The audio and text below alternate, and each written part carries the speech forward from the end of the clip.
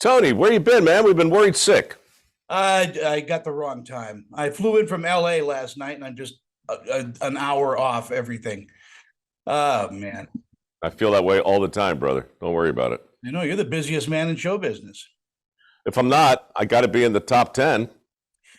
First of all, congratulations. Another season of Dirty Jobs. And we're learning so much from you. Thanks. I think our language needs a word that combines congratulations with, oh gosh, I'm so sorry. But until then, I'll take congratulations. It's you've been Mike Rowe is what it is. I've been Mike rode hard and put away wet. Yeah, there you go. Do you get tired of doing this? I mean, obviously, that's a loaded question, but there's got to be some jobs you go, oh, I no, I don't want to do that.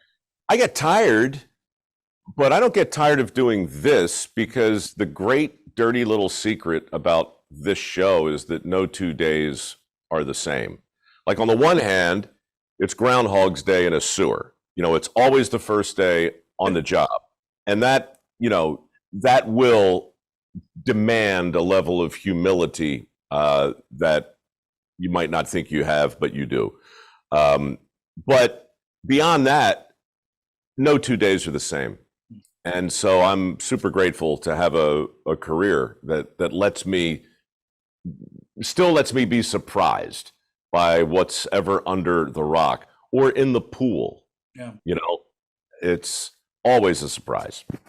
I would imagine there are jobs that probably you don't want to do, like working retail at Christmas. Yeah, right. I mean, look, I still believe that any job can be done with humor and excellence, but I also think people are wired differently. Some people are really good at, able to do the same thing again and again. I can't. I guess I could, but every attempt has proven that I'm a miserable failure when it comes to that.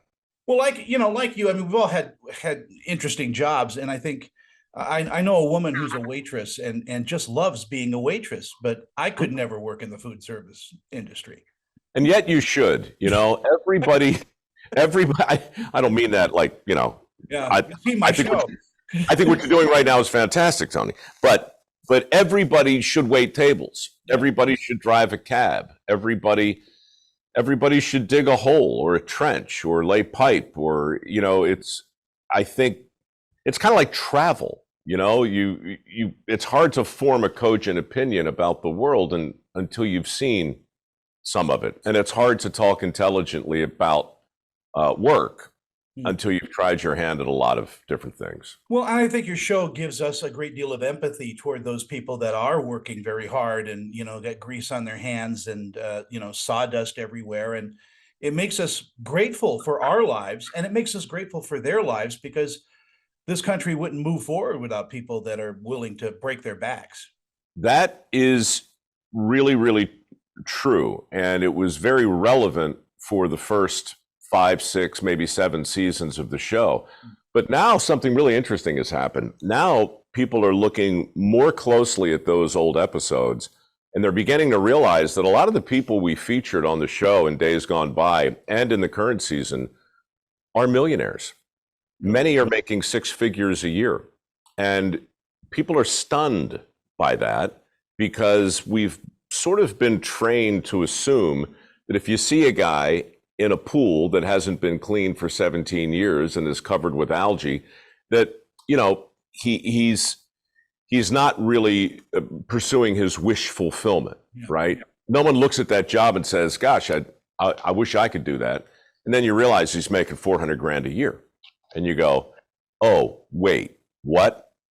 And that's what our country needs to experience right now. Wait, what?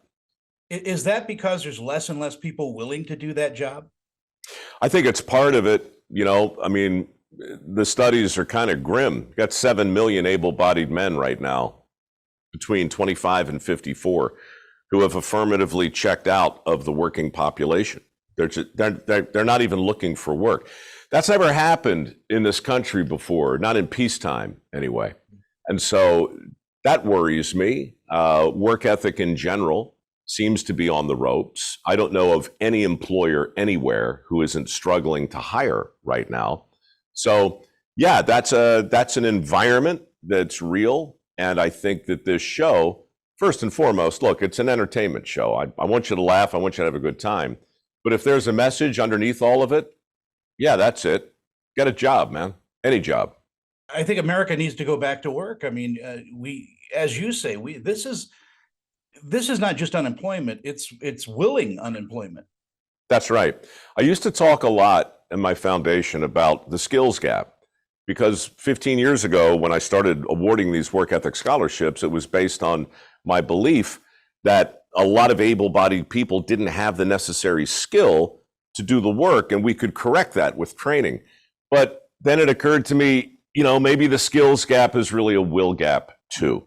And if you're not willing to get your ass off the sofa and learn a skill that's in demand, if you're not willing to show up early and stay late and pay your dues, then that says something about our country. And I'm afraid it's not super flattering. Yeah.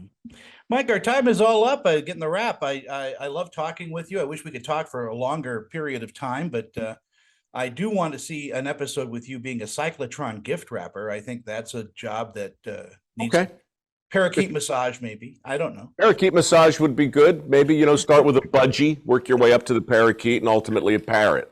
Sure. Congratulations again on Dirty Jobs. It's such a great show, and it's such an educational show. So all my best, my friend, and happy holidays. Thanks, Tony. I'll see you next time. Adios.